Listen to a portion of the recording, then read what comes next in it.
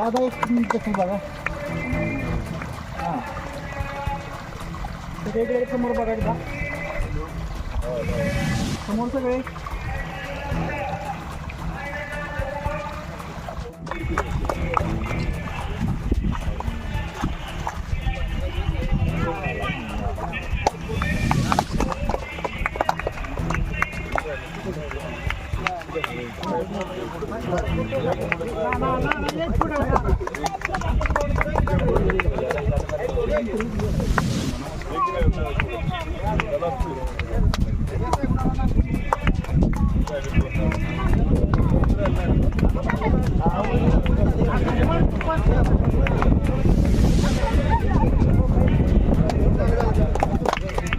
कोणतीही शासकीय योजना अपूर्ण राहण्याच्या पाठीमागचं कारण म्हणजे सगळ्यात मोठं निधीची कमतरता असते.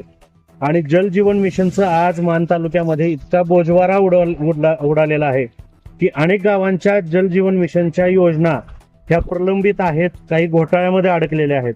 अशा परिस्थितीत सुद्धा तुम्ही वरकोटे गावची ही जल जीवन मिशन योजना तुम्ही तुमच्या खांद्यावर घेऊन पूर्ण केली.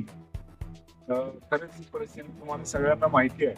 महाराष्ट्रातल्या जलजीवन मिशनच्या अनेक योजना बंद पडलेल्या आहेत कारण आर्थिक तरतूद शासनाकडे नाही आणि केंद्र सरकारने ही योजनेला पैसा देणं बंद केलेलं आहे. त्यामुळं महाराष्ट्रातल्या अनेक गावातल्या जलजीवन योजना बंद पडलेल्या आहेत.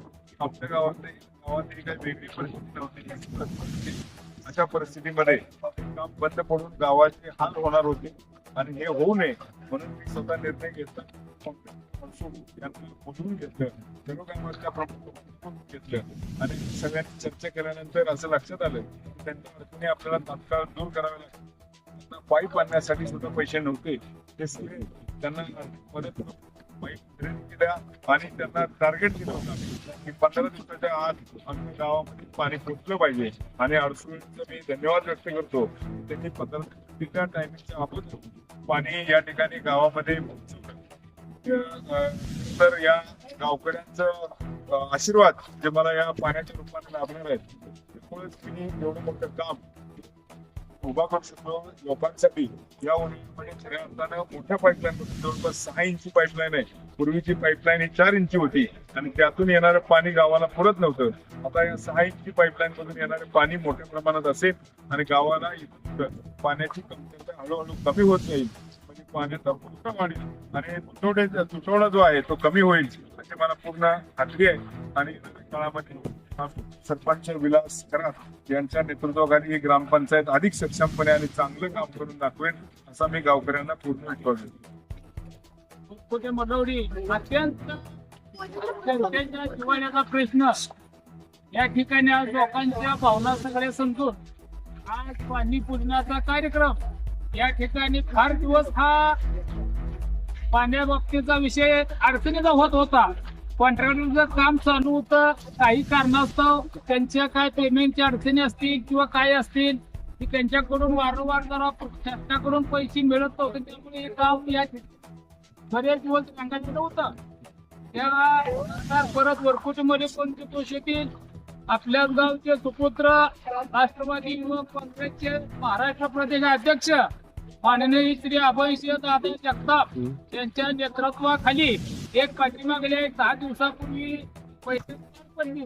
त्या बैठकीत त्या पाण्याच्या बाबतीत काय अडचणी की हा प्रश्न निर्माण झाला. त्यांना आम्ही सांगितलं बाबा कॉन्ट्रॅक्टरने काम केलेलं आहे परंतु काही त्यांच्या आर्थिक अडचणीमुळे काम थांबलेलं आहे. त्यांनी सगळ्यांच्या समोर सर्व सदस्यांच्या सगळ्यांच्या समोर तिने कॉन्ट्रॅक्टरला सांगितलं तुम्हाला काय अडचण असेल त्या ठिकाणी मी मदत करायला तयार आहे, परंतु तुम्ही ही काम मला 8 दिवसात 10 दिवसात काम पूर्ण करून माझ्या गावासाठी पाणी तुम्ही आणून दाखवलं पाहिजे असं त्यांनी त्या कॉन्ट्रॅक्टरला सांगितलं. माननीय अडसुळ यांनी विचार करून दादा माझी आर्थिक अडचण तुम्ही सोडवा, तुम्हाला 10 दिवसात पाणी तुमच्या वरती मनवडी पाण्याच्या टाकीजवळ आणून पोच करतो. त्या पद्धतीने आजचा दिवस त्यांनी रात्रीचा दिवस करून या ठिकाणी हा आनंदाचा क्षण त्या वरकुटे मनवडी पंचक्रोशीतील सर्वांच्या जिव्हाळ्याचा प्रश्न आज या ठिकाणी दादांच्या मार्गदर्शनाखाली व आताची ग्रामपंचायत वाढे या लोकांना पाणी येत नाही, कमी मिळतंय, त्यांचा सुद्धा आम्ही थोड्या वेळानं थांबून आम्ही प्रत्येकाच्या घरी प्रत्येक लाईनला पाणी पोच करण्याचा आम्ही पूर्णपणे आश्वासन देतोय की दादांच्या नेतृत्वाखाली आम्ही केलेल्या कामाची पहिली पोच पोहोचते. धन्यवाद. जय हिंद, जय महाराष्ट्र. असं साहेब बोला. वर्गानं थांबवलं होतं शेतकरी वर्गानं थांबवलं प्रत्येकाच्या अडचणात थांबलं होतं पण दादांनी आमच्या अडचण काय हे विचारल्यानंतर आणि आमच्या अडचण दादा सांगितले दादाने अडचणीची मदत आहे ती केली आणि शेतकऱ्यांना सगळ्याला